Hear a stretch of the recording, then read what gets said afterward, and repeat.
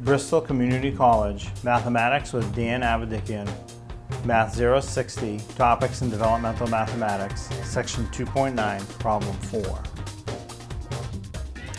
This is Section 2.9, Problem 4. It says 5 1/3 plus 6 1/10. So to add fractions like this, you need to find the common denominator, make the two denominators the same. So for a denominator of 3 and a denominator of 10, a good common denominator is 30. 10 divides into 30 evenly, and 3 divides into 30 evenly. And there's nothing else smaller that they both divide into evenly. So now make the numerators. Your common denominator is 10. So 3 times some value made a 30. Well, it was 3 times 10. So the numerator gets multiplied times the same amount. 1 times 10 is 10. So 10 over 30 is equivalent to 1/3, but it has the denominator that I want.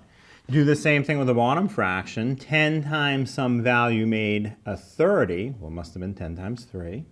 So the top is also multiplied times the same value. 1 times 3 is 3. My new numerator is 3. 3 over 30 is the same as 1/10, but now they have common denominators.